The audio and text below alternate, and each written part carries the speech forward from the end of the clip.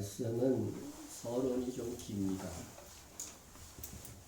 서론이 거의 절반가량 되는데, 특별히 우리 3.1절을 맞이해서 우리 일본인과 또 우리 차이점 그런 것, 또 우리가 또 일본의 일제 강점기를 경험한 민족으로서 정말 아직까지도 일본에 매여 있는 많은 부분들이 있기 때문에 이 전제를 실천하지 않은 의도로서 일본에 대해서 좀 알아보는 그런 계기를 삼겠습니다. 최근에 일본 관찰 30년이라고 하는 그런 책이 나왔는데, 최근에 우리가 한국이 일본을 거의 쫓아가서 역전한 것도 많죠. 그래서 부제로서 한국이 일본을 이긴 18가지 이유라는 이 책이 나왔는데, 저자는 염종순이라는 분인데, 이 코퍼레이션 JP 대표고 일본 메이지 대학의 견인 교수를 하고 있는 분입니다. 그가 말하기를 일본에서 아무리 오래 살아도 교민 사이나 한국인 커뮤니티에서 일한 사람들은 있은 사람들은 진짜 일본인을 알 수 없다고 합니다. 그러나 자신이 일본 광역 지자체에서 과장까지 했고 또 기초단체에서는 부장으로 일한 일본 관청에서 공무원을 해왔기 때문에 진짜 일본인의 속내를 알 수 있었다는 것입니다. 우리가 30년에 걸친 일본인 관찰의 결과의 내용을 보면 이렇습니다. 인터뷰한 것을 제가 그 자료를 축출한 겁니다. 흔히 일본 역사를 말할 때에 사무라이가 주군을 위해서 활복 자살을 한다는 등 그러면서 굉장히 신념과 지조가 있다고 생각합니다. 그러나 신념과 지조가 있지만 그 개념이 한국과는 다르다는 것입니다. 일본 내에서 전쟁에 패한 쇼군, 우리나라에 얘기하면 쇼군은 대장이고 최고 실권자라고도 할 수 있습니다. 그런 것을 일본에서 쇼군이라고 부르는데, 전쟁에서 패한 쇼군의 부하들이 그 다음 날부터는 승리한 쇼군의 가신으로 편입되어서 새로운 주인을 섬긴다고 합니다. 우리나라는 어떻습니까? 정권이 바뀌면 그 밑에 있는 신하나 부하들까지 어떻게 돼요? 싹 바뀝니다. 고려의 충신이 조선의 충신도 된다? 그런 거 없습니다. 주군이 바뀌면은 밑에 있는 부하 신하들과 다 바뀌는 것이 우리나라 정서인데, 일본은 그렇지 않다는 것입니다. 주군이 바뀌면 신하들은 새로운 주군을 섬기는 것이 일본에서는 상식이라고 합니다. 어떻게 보면 좀 기회주의 같지만 계속 그 자리를 지키고 일할 수 있는, 그래서 노하우가 쌓일 수 있다는 장점은 또 있기는 한 것입니다.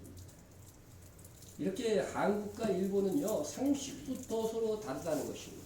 그래서 이런 것들이 일본과 한국을 서로 잘 이해하지 못하는 원인들로 작용하고 있다는 것입니다. 일본 인구가 1억 3천만 정도 되는데 해외로 나갈 수 있는 여권을 가진 사람이 몇 프로 정도 될 것 같아요? 참고로 우리나라는 우리 국민의 67%가 여권을 갖고 있고 저희 집도 다 갖고 계시고, 근데 일본은 여권을 몇 프로 정도 갖고 있을 것 같아요? 아무렇게나 대답해 보세요. 놀라지 마십시오. 일본이 섬나라니까 막 개방적일 것 같은데 국민에서 여권 가진 게 작년 말 기준 28%입니다.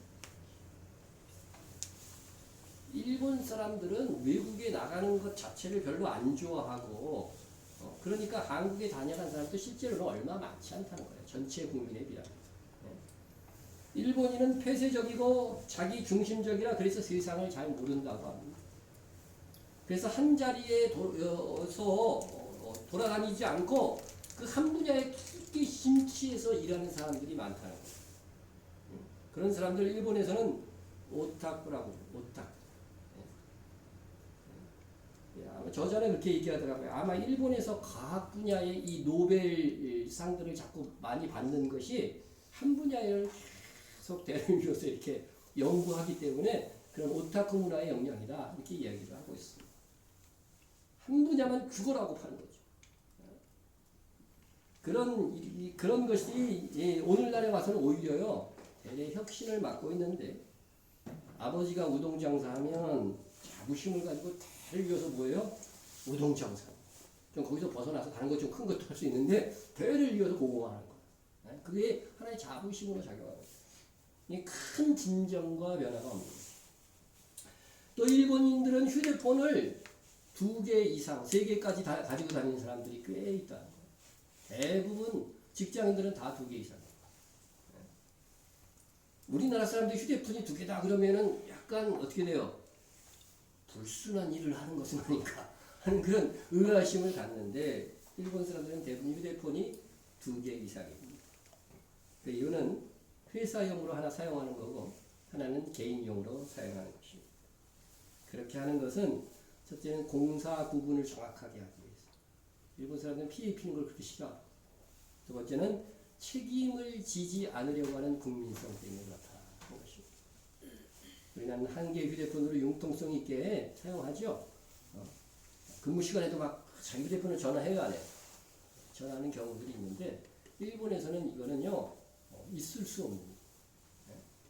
그러나 일본인들은 퇴근할 때에 회사용 핸드폰을 바로 꺼버린대요. 바로 꺼버려요.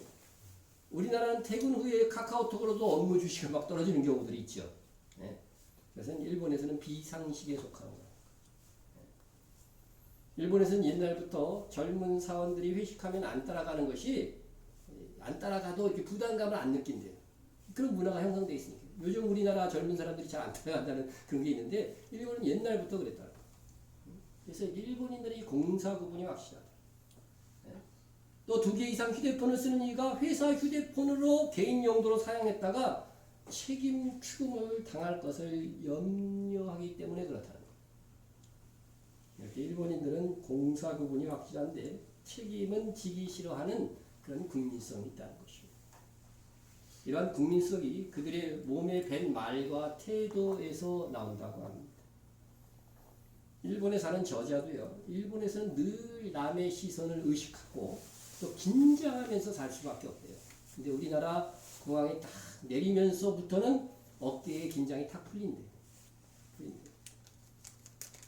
일본에서는 출근하기 위해서 전철역에 이렇게 줄을 설 때, 가서 줄 서는 게 뭐가 문제입니까? 그죠? 그냥 줄 서면 되잖아, 우리나라는. 근데 그 뒤에 줄 서는 건데도 스미마셍. 미안한 일도 아닌데 그냥 스미마셍. 스미마셍이 미안합니다는 뜻이거든요. 그리고 전철을 탈 때에도 스미마셍. 내릴 때에도 스미마셍 하고 내린답니다. 이렇게 스미마셍이 항상 써야 하는 일본어라고 합니다. 우리가 일본어를 배울 때 스미마셍은 미안합니다, 사과를 의미하는 단어로 알고 있지만 모든 상황에서 다 상용된대요. 그래서 미안한 표정으로 스미마셍 하면 정말 미안한 거고 감사한 표정으로 스미마셍 하면 그게 감사합니다는 뜻이 된대요. 우리나라 전라도 말로 거시기 같은 거죠. 거시기 말이야. 그런 의미로 쓰여져.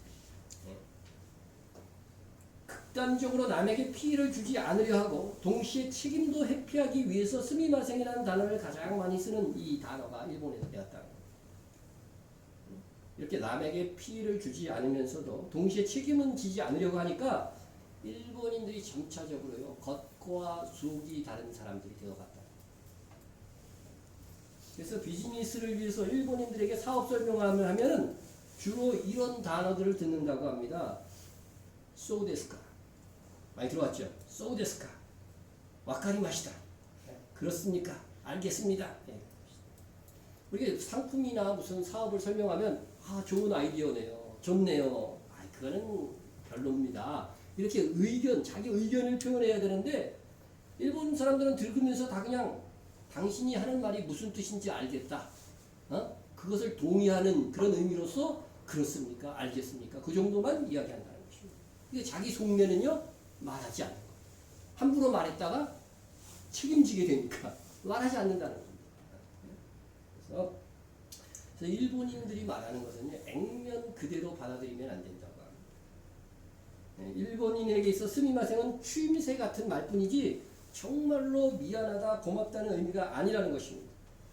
일본에서 가장 정중한 사과말로 모시와케 아리마센이라는 말이 있는데 드릴 말씀이 없습니다, 황송합니다 이런 뜻인데 이 말조차도 영혼 없이 하는 말일 수 있다는 거예요.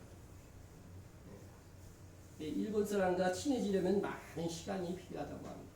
그래서 일본어로서 이게 디테마이라는 말이 있는데 이것은 겉으로 보여지는 말. 우리는 이런 단어들이 별로 없잖아요. 근데 일본은 하도 그러니까 이런 단어 자체가 있는 거야. 디테마이. 겉모습이고 속마음은 혼내라고 말해요. 혼내. 근데 속마음에 해당하는 혼내는 진짜 친구가 되어야 나눈다고 합니다.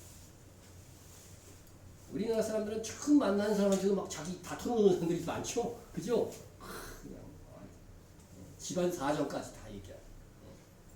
이 일본 사람들은 오랜 친분이 있어야 가능합니다. 그러면 일본 사람이 혼내 마음, 속마음을 털어놓느냐 하는 것들을 무엇으로 감별할 수 있느냐. 감별법에 대해서 이야기하는데 그것은 사생활을 나눌 때입니다. 예를 들면 나이나 생일을 물어볼 때, 예? 우리나라 사람 만나자마자 나이 물어보고 생일 안 물어보는데 일본에서는 큰 시비가 됩니다. 예? 일본에서 너 결혼했니? 아이가 있니? 이런 사생활에 대한 질문을 주고받을 때 진짜 속내를 털어놓는 친구가 되었거나 감별할 수 있다는 것입니다. 일본에서는 정치 얘기를 함부로 하지 않는답니다.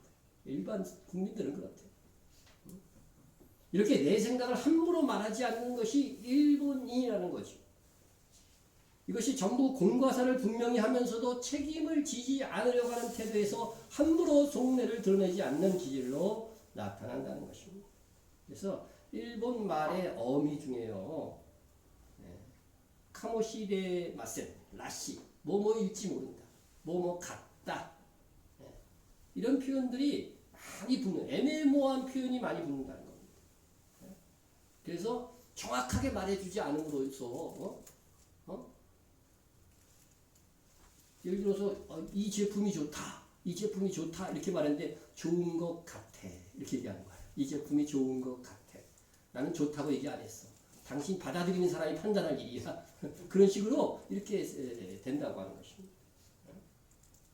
일본에서는 엘리베이터를 타고 내릴 때 내리는 사람이 닫힌 버튼을 누르고 내린대. 정말 이상하네 우리는 생각이 들지 않아요. 그죠? 내리고 안에 있는 사람이 닫힌 버튼을 누려야지 내리는 사람이 왜 닫힌 버튼을 누를까? 일본인의 마음은 이게 나름대로 배려의 정신일 수도 있지만 그 기저에 뭐가 깔려있냐면 이거 눌러주지 않고 내리면 나중에 엘리베이터에 탄 사람들이 욕할 것이다 하는 게 마음의 자리, 기저에 자리 잡고 있다. 이렇게 속마음은 그렇지 않으면서 지나치게 다른 사람을 의식하고 피해를 주려고 하지 않는 것이 일본인의 기질이 됐다. 일본이 중동에서 한 사람 강간하다 납치된 일이 있었죠. 우리나라에도 기사에 났었는데 그때 납치된 일본 사람의 어머니가 나서서 동영상에서 이렇게 호소를 하는데 뭐라고 호소했냐면 우리 자식이 그런 데 가서 여러분에게 민폐를 끼쳐서 죄송합니다 그랬어. 우리나라 같았으면 어떻게 했을까요? 정부가 뭐하냐 나서서 해결하지. 예? 납치범에게 사과를 해 있을 수 없는 일이다. 납치범하고 터여버려 난리가 났고.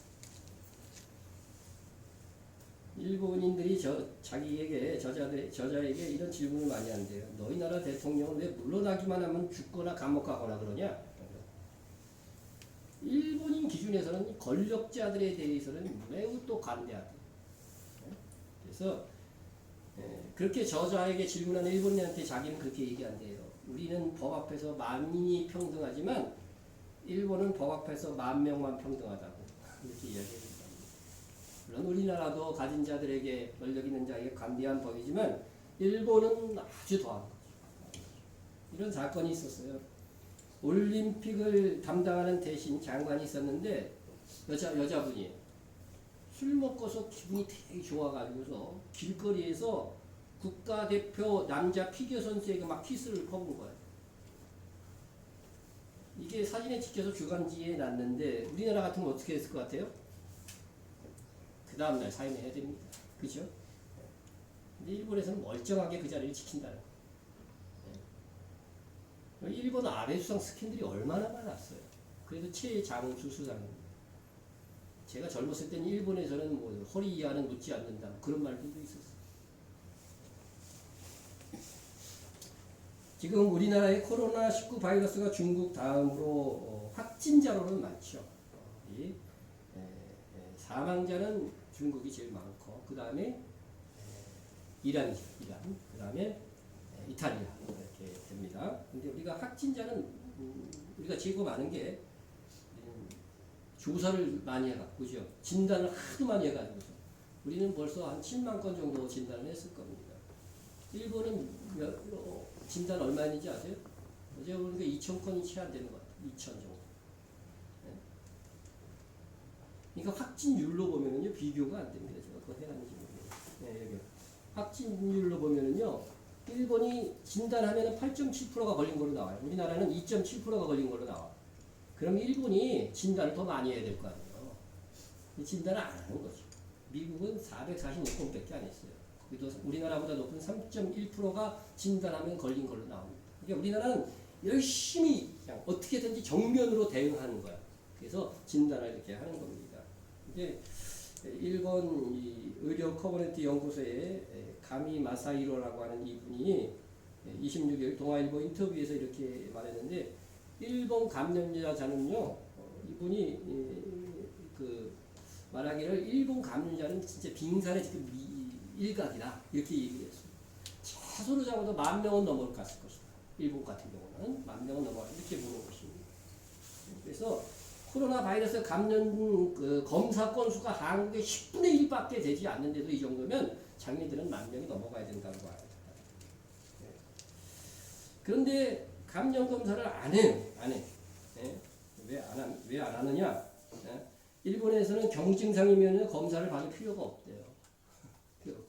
학교 선생님이 감염 진단자로 발견돼 갖고 그래 갖고 이렇게 치료를 받았어. 그러면 애들도 학교 못 나오게 되잖아요. 그러니까 학교 그냥 나와 갖고 경증상이면 다 이렇게 수업 받도록 다 했다는 거예요. 그런데 우리가 이 80% 정도는 코로나 바이러스에 감염돼도 감기 몽사를 살짝 앓는 정도로 끝난다는 거예요. 그건 사실이죠. 4만 몇 명을 이제 이렇게 다 조사해서 미국에서 발표를 했어요. 발표했는데 80%는 그냥 건강하게 그냥 감기 몽사 앓는 정도로 끝나는 게 별거 사실 아닌 거죠. 다만 걸리면 다른 사람한테 어떻게 돼요? 계속 감염을 시키니까 이게 이제 이 병이 문제고 미국 같은 경우에는 미국 독감으로 한 10,000명 죽었어요. 근데 그 당시에도요, 미국은 경제적으로 굉장히 주가가 올라가고 굉장히 좋았단 말이죠. 그러니까 이게 세계 언론이 뭐에 집중하느냐, 그게 굉장히 사실은 문제인 거죠. 어쨌든 이 확진자가 한국보다 적어 보일 뿐 실제는 1만 명 이상 될 것이라고 말하는 것입니다. 그런데 일본이 이렇게 일본 정부가 감염 여부에 적극적이지 않은 이유에 대해서 이렇게 얘기합니다. 7월 말 도쿄 올림픽 개최를 앞두고 감염자 수가 많지 않아 보이기 위해서라고 하는 겁니다. 그래서 여기에는 아주 일본 특유의 손타쿠 문화가 작용하고 있다. 손타쿠가 뭐냐면은 아랫사람들이 굳이 윗사람이 지시하지 않았어도 윗사람의 생각을 헤아려 행동하는 것. 이것을 손타쿠라고 합니다. 손타쿠. 이처럼 일본인들은 정부나 윗사람들이 하는 일이 웬만하면 따르려고 하는 국민성이라서 그래서 거기는 데모도요 한 3,000명 모이면 엄청나게 오는 거예요. 최고 좋은 집하는 게 한 3,000명인 것 같아요. 그래서 웬만하면 그 정부가 하는 일에 따르려는 국민성이라서 윗사람이 지금 올림픽 때문에 감염자가 많이 진단되기를 원치 않는다. 이렇게 판단하에서 이게 감염 진단에 대해서 적극적이지 않다는 겁니다. 이것이 장점도 뭐 혹 있을지 모르지만 정부나 윗사람이 잘못된 판단을 하는데도 그에 맞추어서 손따꾸를 한다면 스스로 나라를 망치는 결과를 가져오게 될 것입니다. 과연 그 결과가 어떻게 될지 한번 살펴보아요. 우리는 적극적으로 진단하고 그쪽은 어떻게든지 숨기려고 하는 이 상황이 과연 결과가 어떻게 양쪽에서 날까? 그것을 살펴봐야 되겠습니다. 결코 일본이 해피엔딩이 될 것 같지는 않아 보입니다. 조금은 두서없이 우리와 다른 일본에 대해서 쭉 설명했는데 지금까지는 폐쇄적이고 한 자리에서 한 가지 일에 심취 않은 장인 정신으로 일본이 여기까지 왔을지 모르지만 이제는 그들의 국민성이 전 세계에서는 혁신을 가로막고 있다는 것입니다. 한중이 돼서 자녀를 키울 때 자식에게 부모가 주로 하는 말이 있습니다. 일본에서는 남에게 패기치지 마라. 튀지 말라. 이게 부모들이 늘 입에서 하는 말. 한국 사람들은 뭐라고요? 지지 마라. 어디 가서 때리고 들어오는 거는 그래도 막 물어줘도 든든해. 네? 근데 맞고 들어오면 아주 속상해. 때리고 올정 맞고 들어오지 마라. 네. 중국은 남에게 속지 마라. 속지 마라. 어느 나라 가르침이 제일 성숙한 것 같습니까? 네? 남에게 지지 말라는 것은 우리의 옆에 있는 이웃들을 뭐로 보는 거예요? 경쟁 상대로 보는 거죠. 이 극심한 경쟁심이 이게 정말 숨막히게 사람들을 만나서 과거에는 일본이 OECD 국가 중에서 항상 자살률 1위였어요. 이제 우리나라 같이 1위를 차지한 이후에는 줄기차게 10수년을 계속 자살률 1위가 된 것들도 이렇게 경쟁 심리를 너무나도 부추기는 이런 교육적인 패턴 때문이 아닐까 그렇게 생각이 듭니다. 중국은 남에게 속지 말라고 하는데 이것은 이웃을 불신하는 거죠. 불신하는 상대로 보게 만드는 것입니다. 일본이 남에게 피해를 입히지 마라, 튀지 말라. 이 겉보기는 가장 성숙해 보여, 그죠? 성숙해 보입니다. 그러나 남에게 피해를 입히지 아니하려는 태도와 동시에 책임을 지지 않으려는 국민성 때문에 대부분의 일본이 겉과 속이 다른 태도를 갖게 됩니다. 인간이 그렇게 선하지 않다는 거죠. 겉으로는 친절한데 속은 그렇지 않은 것입니다. 이게 뭐예요? 성경에서 말하는 외식이죠, 외식. 그죠?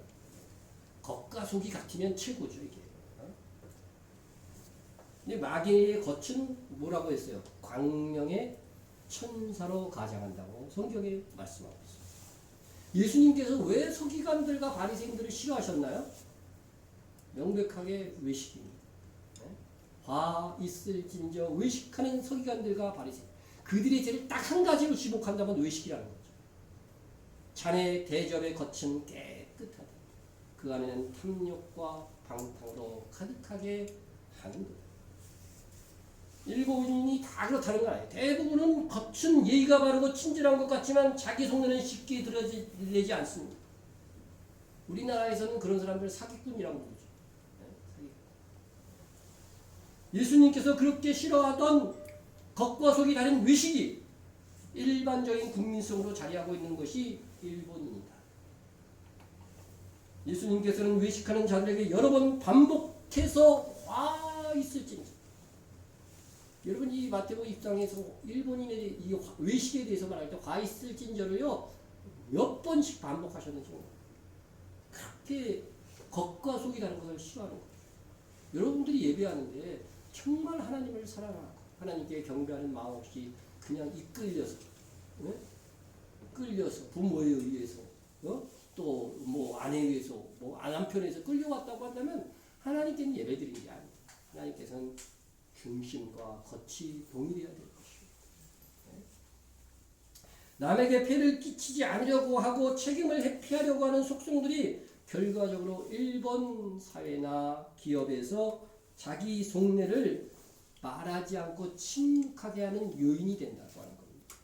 그래서 내 생각을 함부로 말해서 책임을 지게 되면 안 되지 하는 심리 때문에 괜히 나섰다가 회사나 남에게 피해가 되지 않을까 하는 심리가 작용한다는 겁니다. 그래서 남들이 말하지 않는 것을 내가 말하는 것은 조화를 깨는 것이다. 그렇게 생각합니다. 혁신은요, 가끔은요, 말도 안 되는 것 같아도 자기 생각을 마음대로 막 개진할 수 있을 때에 혁신적인 방안이 나오는 겁니다. 자기 속내를 함부로 드러내지 않는 일본인의 속성 때문에 현대사회가 혁신이 안 되는 거죠. 그래서 뭐 10년, 20년 전에 세계 10대 기업 하면 일본 기업이 6개나 있었대요. 지금 하나도 없다. 점점 혁신에서 뒤처지고 있다는 거죠. 일본 휴대폰 쓰시는 분 계세요? 주변에서도 봤습니까? 아직 한 명도 본 적이 없어요. 전자강국 일본이었어요. 그죠? 제 나이 때도 되는 사람은 다 그렇게 알고 있잖아요. 전자강국 일본. 네? 일본 가면 다 전자제품 사고 그랬어요. 심지어 코끼리 밥통까지 또 다 사왔잖아요. 네? 근데 지금 쿠쿠가 최고입니다. 그래서 근자에 가서 오직 한 가지에 집중해서 개발되는 소재 부품인 그런대로 발전하지만 이것들을 조합해서 혁신적으로 반도체를 만들거나 완성된 신상품을 만드는 것에는 이 빈약하게 된 그 원인이 거기에 있다. 해가지고 남에게 패 끼치지 마라. 남에게 튀지 마라. 남에게 지지 마라. 남에게 속지 마라. 어느 것이 올바른 교육 방법인가. 나름대로 좋게 긍정적으로 생각해도 의미가 있다 하겠지만 우리는 하나님의 말씀에서 답을 찾아야 합니다. 진실해야 합니다. 가장 중요한 것은 정직입니다. 의식하면 안 됩니다. 남에게 속지 않는 분별력보다 적어도 내가 속이지 않는 사람이 돼야 됩니다. 주변에 얼마나 속이는 사람이 많으면 그렇게 가르치겠어요. 속지 마라, 속지 마라. 속지 말라보다 속이지 말라를 먼저 교육해야지. 그렇지 않습니까? 예수님은 우리에게 뱀같이 지혜롭고 또 뭐라고 그랬어요? 비둘기같이 순결. 의미가 뭐예요? 남에게 속지 않는 지혜도 필요하지만 순결해야 돼. 내가 먼저 정직해야 돼. 때로는요, 이길 수 있음에도 져줄 수 있는 사랑을 행할 줄 알아야 돼. 주님은 원수들을 능히 이길 능력이 계셨지만 우리를 사랑하시기 때문에 우리를 죄를 사하시기 위해서 십자가를 지신 것입니다. 예수님께서는 칼로 대항하는 베드로에게 너는 내가 아버지께 구하여 지금 12군단 더 되는 천사를 보내게 하실 줄 없는 줄로 아느냐. 얼마든지 저 원수들을 물리칠 수 있다는 겁니다. 주님은 원수들을 이길 힘이 계셨지만 참으셨습니다. 이길 힘이 있었지만 지셨습니다. 구약성경에도 야곱과 여호와의 사자니까 구약시대에 나타나는 예수님이죠. 예수님과 야곱하고 씨름이 붙었네? 누가 이겼어요? 네? 누가 이겼어요? 야곱이 이겼어요. 여러분, 하나님과 사람이 씨름했는데 사람이 이길 수 있나요? 박살이 나야 마땅하죠. 상대가 안 되는 겁니다. 근데 져주신 거죠. 여러분, 하나님은 져주는 사랑. 하나님이 져주는 사랑을 한 대상이 이스라엘이고 바로 우리 교회의 성도들인 겁니다. 그러면 우리도 하나님의 성품, 예수님의 마음을 본받아서 내가 이길 수 있는 상대에게도 용서하고 간영하고 용납하며 살아야 됩니다. 그러니까 근데 이겨먹으려고 하는 사람은 누구 닮은 거예요? 마귀 닮은 거지 예수님 닮은 거 아니에요. 하나님의 성품을 본받는 사람들은요, 이길 수 있음에도 불구하고 져주는 거. 그리고서 마음의 평강이 있는 거예요. 우리가 이제 일본을 극복하는 길은 속마음을 보여주지 않는 일본인에게 속지 않는 것일 수 있습니다. 일본인의 겉만 보고 그 국민성을 본받아야 한다고 말하는 사람들을 보면 좀 아쉽습니다. 질서 잘 지키고 막 그러니까 본받아야 됩니다. 일본에 대해서 진짜 제대로 알지 못하는 것이고, 우리가 일본에 의해서 나라의 국권과 우리의 말과 인권까지 짓밟힌 만 35년의 역사가 있었습니다. 온 국민이 동참한 3.1운동의 결과로 하나님께서 이 대한민국 독립을 주신 것입니다. 그러나 여전히 일본의 잔재가 남아있습니다. 우리 그리스도인들은 진정한 복음을 믿고 전파하는 것이 바로 일본을 극복하는 길입니다. 하나님께서 믿는 자들이 더 많은 나라, 민족을 더 귀히 여기실 것은 자명한 이치이기 때문이었습니다. 우리나라에서는 아직도 친일파라고 하는 자들이 얼마나 기생하고 있는지 모릅니다. 일본의 지원을 받은 학자들은 일본을 들락거릴 때마다 작게는 수백만 원에서 수천만 원까지 받는다고 합니다. 많은 경우에 1년에 20-30번씩 다녀오는 사람들이 있는데 돈을 받고 우리나라의 말도 안 되는 일제강점기 때를 미워하는 말을 하고 대학에서도 그렇게 가르친다고 합니다. 제가 한 말이 아니에요. 일본인 교수가 한 말. 여러분, 위안부를 창녀로 비하하고 일본 강점기 때의 부정적인 일들은 말하지 않고 그때 우리나라가 발전했다고 하는 예찬론만 펼칩니다. 일본은 지금도 우리나라 학계나 언론이나 정치계를 이런 식으로 관리하고 있습니다. 일본과 함께 세계 2차 대전의 전범국인 독일은 이후 얼마나 이스라엘과 주변 국가에게 자기 나라의 만행을 반성하고 사과하고 있습니까? 지금까지도요 계속 뉴스가 나와요. 그때의 잘못을 사과하고 있어요. 정부 강요들이 가서 행사 있을 때마다. 그리고 나치 전범자들을 다 색출해서 처벌까지 했습니다. 나치 시절을요 미화해서 말하는 사람들조차도요 법으로 처벌할 수 있는 법을 거기는요 다 법으로 법제화 있습니다. 근데 일본은 어떻습니까? 오히려 그들이 멸망하기 전 세계 제2차 대전으로 멸망하기 이전에 일본이 이상적인 국가라고 하면서 그때와 같은 국가로 회귀하려는 노력을 하고 있습니다. 우리나라에서 위안부 손장을 만드는 것조차도 집요하게 방해했습니다. 그 옆에다가 우리가 만행을 저질렀습니다. 잘못했습니다. 그런 글을 올렸더라면요, 우리 민족의 마음이 얼마나 녹아졌겠어요. 근데 그걸 방해합니다. 그들은 위안부 성노예가 민간에서 비즈니스 차원에서 한 짓이라고 합니다. 어찌 우리나라 소녀들만 그렇게 누리냈습니까? 우리나라의 젊은이들을 그들이 전쟁에 징집하고 패하고 나서 전쟁터에 우리나라 사람들은 그대로 둬버렸어요. 그리고 자기들만 본국으로 돌아갔어요. 우리가 러시아에도 선교하지만 러시아에 싸우니 남아있는 사람 그런 사람들이 후예들입니다. 다. 지들만 데리고 갔어요. 우리나라 사람들 그냥 내버려뒀어요. 일본 전쟁자를 생산하기 위해서 이 땅에 많은 노동자들을 데리고 가서 노예처럼 부리다가 돈도 주지 않고 버렸습니다. 그 사람들이 그래서 지금 돈 달라고 청구하니까 그것 때문에 지금 한일 관계가 어려워진 거예요. 이런 일을 내가 당했고 내 아버지 내 형제 자매가 당했다고 생각해 보십시오. 그래서 피가 거꾸로 솟는 일입니다. 저희 할머니, 아버지, 어머니, 장인, 장모님까지 이야기를 다 들어보아도 그들은 우리 민족을 말살하고 착취하려고 한 것이지 우리 민족을 위해서 한 짓이 없습니다. 하나도 없습니다.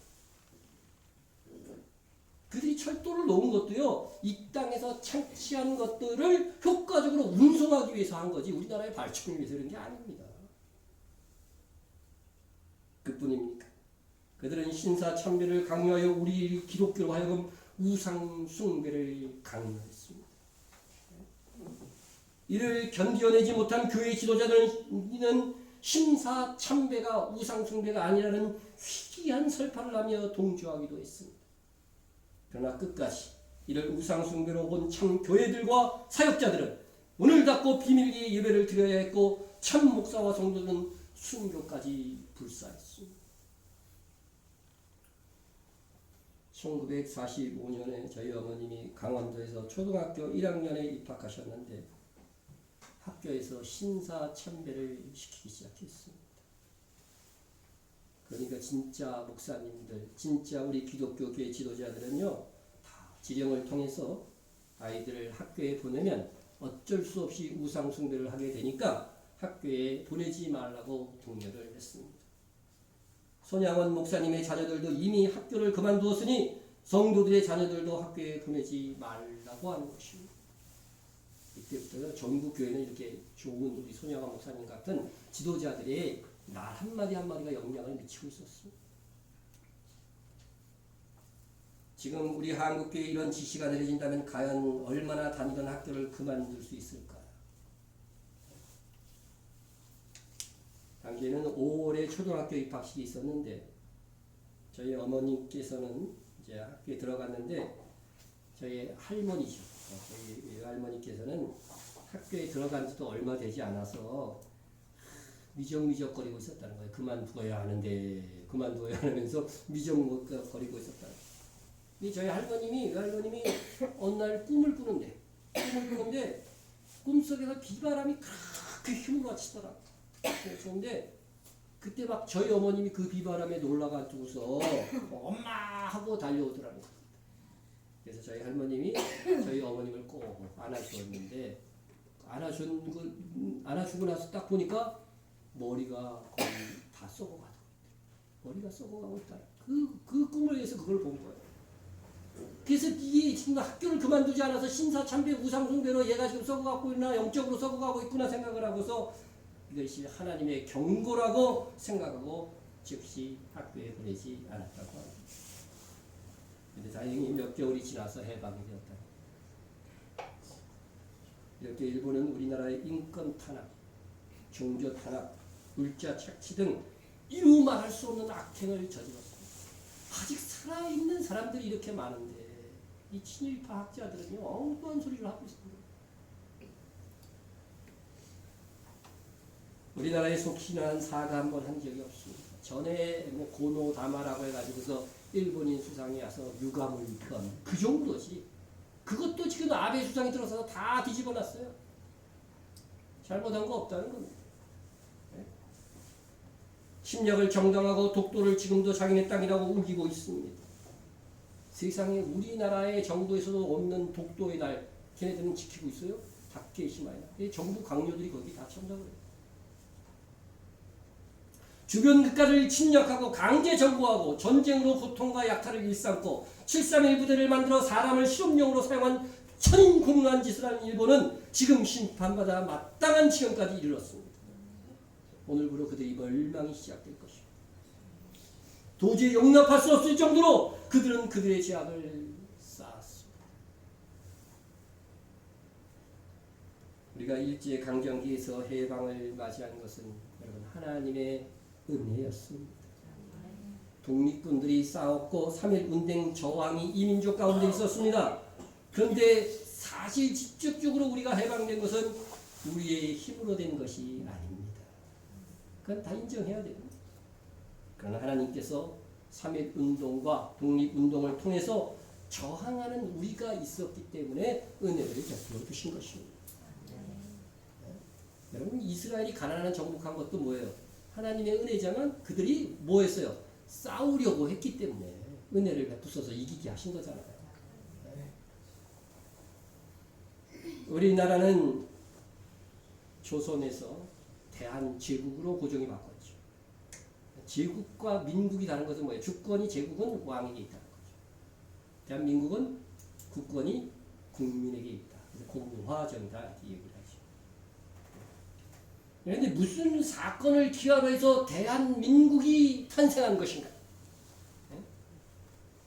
여러분 3.1운동은요. 3.1운동이라는 이 운동으로서 이 대한민국이라고 하는 나라가 생겨난 것입니다. 우리 국민인데도 이걸 잘 모르시는 분들이 있어요. 3.1운동 때문에 생겨난 상해 임시정부를 구성한 지도자들 중에 중심인물들이 다 기독교인이었어요. 그래서 우리나라의 건국에는 기독교 정신이 상당히 배어 있는 겁니다. 그들이 기도하면서 이 나라를 세웠고 그 전통을 이어받은 것이 오늘의 우리의 조국입니다. 우리나라 현 헌법 전문을 보면 우리나라의 출발이 3.1운동이었음을 분명히 하고 있습니다. 전문을 제가 읽겠습니다. 유구한 역사와 전통에 빛나는 우리 대한민국 3.1운동으로 건립된 대한민국 임시정부의 보통과 불의에 항거한 4.19 민주이념을 계승하고 조국의 민주개혁과 평화적 통일 사명에 입각하여 1948년 7월 12일에 제정되고 8차에 걸쳐 제정된 헌법을 이제 국회 의결을 거쳐 국민투표에 의하여 개정합니다. 결국 우리나라는요 3.1운동 정신으로 건립된 나라인 것을 분명히 헌법에 못 박고 있습니다. 4.19 이것은 이승만 정권에 대한 그저 부정투표에 대항해서 일어난 것들도 우리나라의 민주 이념을 계승한다고 나와 있지만 이거는요 중간에 한번 빠진 적도 있고 우리나라가 제일 처음 건립될 때는 4.19가 일어날 때가 아니죠. 그러니까 우리나라의 건국 이념은요 오직 뭐예요? 3.1운동에서 시작했다는 것이죠. 3.1운동. 네? 그래서 우리나라 1948년 12월 12일에 최초 헌법 전문에는 이렇게 되어 있습니다. 1948년 7월 12일에 제정되고 이건 안 되냐? 유구한 역사와 전통에 빛나는 우리들 대한민국은 기미 3.1운동으로 대한민국을 건립하여 세계에 선포한 위대한 독립정신을 계승하여 그래서 나라를 세운다고 분명하게 되어 있습니다. 그래서 유일하게 3.1 운동만이 여러 번 헌법이 개정되었어도 우리의 민족정신으로서 대한민국의 건국 인형으로서 제시되고 있는 것입니다. 이렇게 일제강점기에서 3.1 운동을 토대로 태어난 나라가 우리의 조국입니다. 비록 3.1 운동으로서 일제의 총칼 앞에 독립을 쟁취하지 못했지만 그로 인해서 지금의 우리나라가 세워졌다고 하는 것이 정말 저는 놀랍습니다. 여러분 제국의 지배를 받고 있는 나라 중에 막 독립운동이 일어나지만 지배를 받고 있는 중에 새로운 나라를 세운 적이 우리나라 말고 또 있는지 모르겠어요. 이건 이스라엘에도 없었잖아. 그죠? 이스라엘이 막 전 세계로 흩어졌는데 어디서 임시정부 세웠다 그런 소리 들어봤어요? 없잖아요. 우리는 일제가 본토를 지배하고 있는 와중에 중국 상해에 임시정부를 세우고 새로운 나라를 선언한 것입니다. 그것에서 이제 모든 독립운동의 본산이 된 거죠. 거기에 3.1운동이 민족정신으로 제시되었고 3.1운동에서 기독교인의 역할이 컸다는 사실은 규지의 사실입니다. 이제 우리는 3.1운동의 열매로서 1945년 8월 15일 해방 후에 1948년 정부가 수립되어 지금에 이르고 있습니다. 그러나 우리 역사에서 일제강점기 시절에 친일했던 사람들을 청산하지 못했습니다. 그래서 아직까지도 식민사관을 설파하는 학자와 정치인들, 경제인들도 있습니다. 우리의 말과 문화에도 외색이 남아있고 중년 이후의 세대에게는 일본이 우리보다 우수할 것이라고 하는 막연한 의식이 남아있습니다. 그러나 하나님께서는 우리나라는 혁신의 혁신을 거듭하여 성승하는 나라가 되었고 일본은 점점 밀려나는 나라가 되었습니다. 이제 우리의 젊은 세대들은 일본에 대한 열등감이 거의 없다고 해도 과언이 아닙니다. 뭐 우수한 제품이 있어야지. 감사한 일입니다. 그럼에도 불구하고 우리는 남아있는 식민사관과 일본과 우리나라가의 문제가 생기면 일본을 더 편드는 주류 언론들, 거기에 세뇌된 일부 국민들이 있습니다. 하나님께서 이제 이것까지 정리해 주셨으면 참 좋겠습니다. 여러분, 출애굽은요 이스라엘의 해방을 뜻합니다. 그것은 동시에 우리가 죄에서 해방되어 영원한 생명을 얻은 구원을 어떻게 이룰 수 있는 것인지를 보여주는 사건이기도 한 것입니다.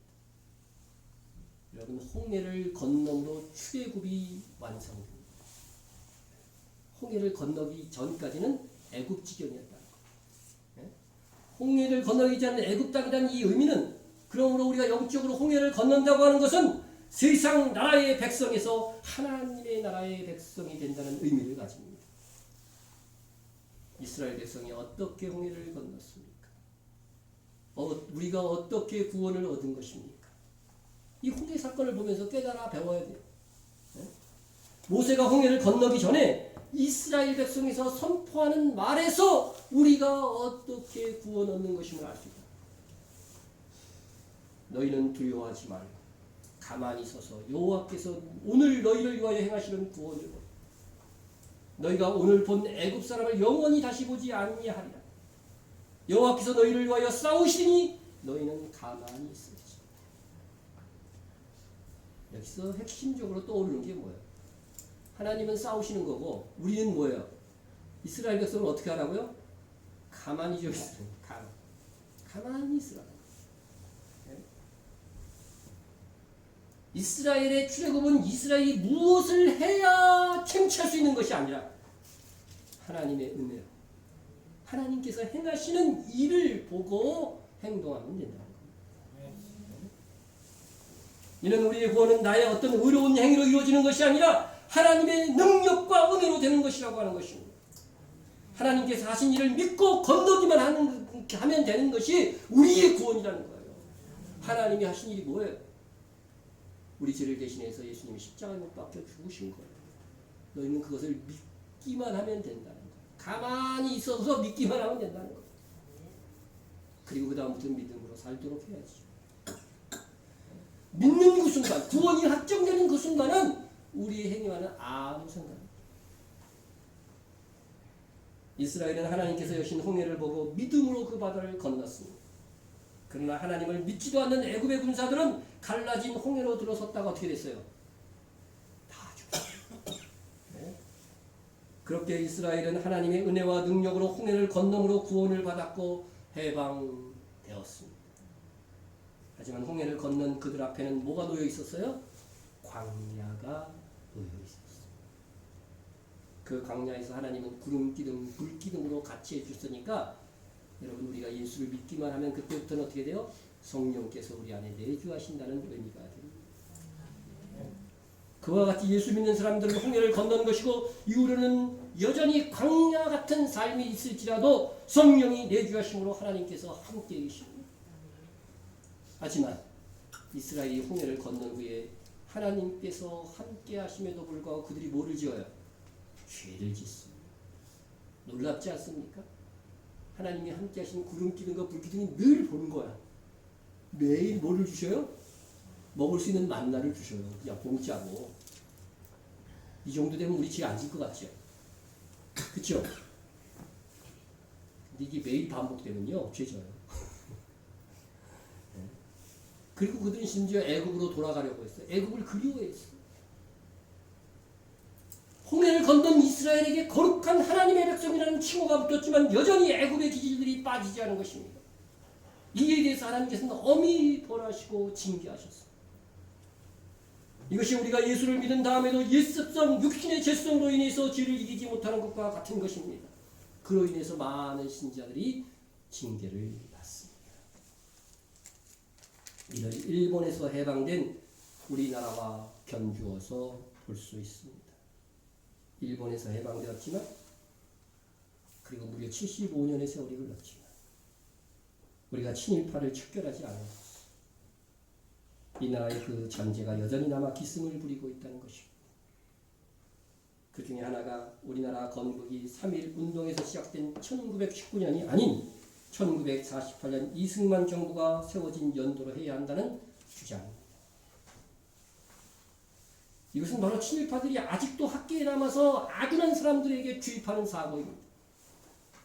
이승만 대통령조차도 대한민국은 1919년 임시정부에 시작하는 것을 인정했어요.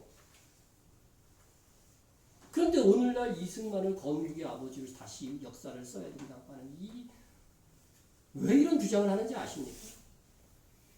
우리나라의 역사가 1948년에 시작된 것으로 해야 그들과 그들의 조상들이 친일했던 과거가 대한민국 역사에서 지워지기 때문에 그렇습니다. 이런 의도조차 알지 못하는 일부의 무지한 사람들은 자기 정치 세력이 주장한다고 해서 무조건 따르는 형국이 정말 안타깝습니다. 이 나라 근현대사에서 친일파는 공산주의 타파를 구실로 해방된 이 나라에서 숙청되지 않냐고 오히려 정권을 장악했습니다. 공산주의는 물론 우리가 받아들일 수 없는 사상입니다. 그러나 이것을 이용해서 정권을 잡은 친일파가 바로 기계주의 매국노들입니다. 지금도 이러한 역사의 반복이 여전히 우리 사회에 있어요. 그들의 세력이 아주 견고하게 남아있습니다. 여전히 공산주의 하면서 자기들의 세력을 견고하게 하는 것입니다. 우리가 할 수 있는 일은 매우 제한적입니다. 겨우 할 수 있는 것이 분별하여 투표하는 수밖에 없습니다. 그러나 우리는 기도할 수 있습니다. 일제에 대한 독립정신이며 기독교 정신으로 시작된 이 나라에 일제의 잔재가 약화되고 뿌리 뽑힐 수 있도록 우리는 간구할 수 있습니다. 우리는 그리스도인입니다. 그리스도인 중에서 참 그리스도인이 되고자 하는 성도들입니다. 사고방식이 세상 사람들과 달라야 합니다. 우리는 연약한 한계를 지니고 있지만 우리가 정말 바른 생각과 바른 신앙을 가지고 기도한다면 그 능력이 우리 사회에 투영될 수 있습니다. 조국을 위해서 기도합시다. 남아있는 일제의 잔재가 물러나도록 기도합시다. 반성을 모르는 일본은 하나님의 손의 심판에 맡긴다고 우리는 기도할 수 있습니다. 그리고 우리 자신도 믿음으로 죄와 사망에서 구원을 받았지만 여전히 우리의 육신에 남아있는 죄성으로 인하여 이 죄의 잔재들을 뿌리 뽑도록 부단히 노력하며 기도하는 성도가 되어야 하겠습니다. 통성으로 기도합니다. 코로나 바이러스 전염에서 하나님의 징계하심을 분별할 수 있도록 여러분 기도하시기 바랍니다. 중국에서 번창할 때에, 우한 지역에서 번창할 때 뭐라고 했습니까?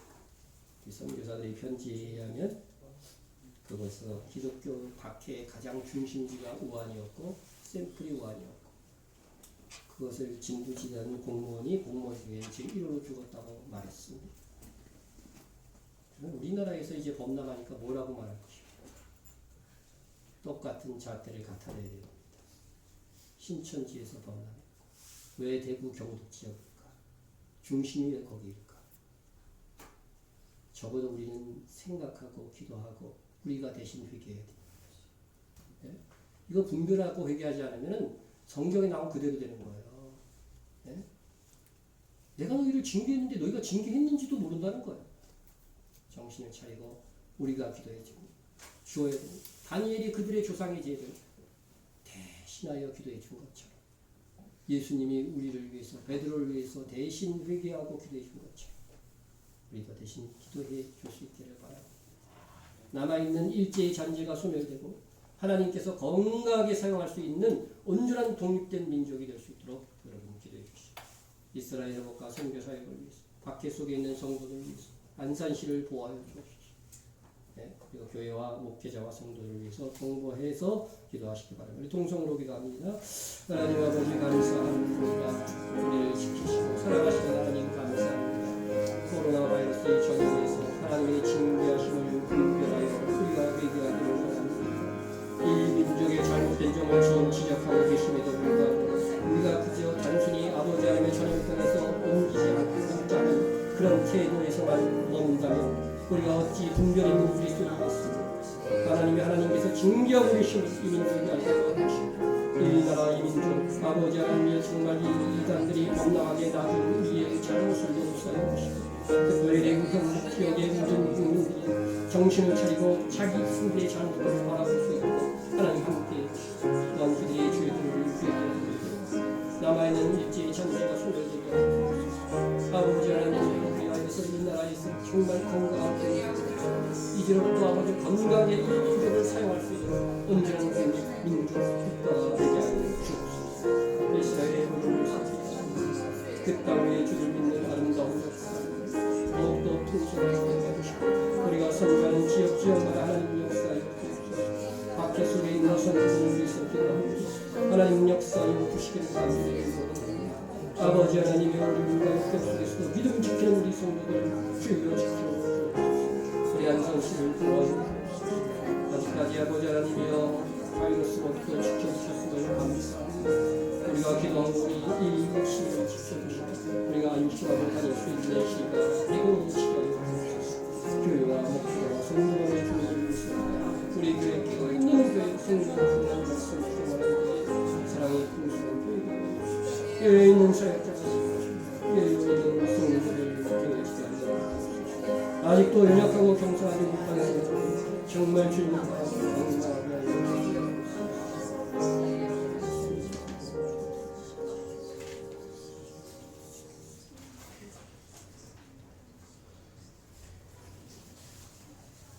이 나라 이민족을 허락하시고 그 경계를 정하여 주신 하나님, 그 오랜 역사 속에 강대국들 사이에서 소멸되거나 흡수되지 않고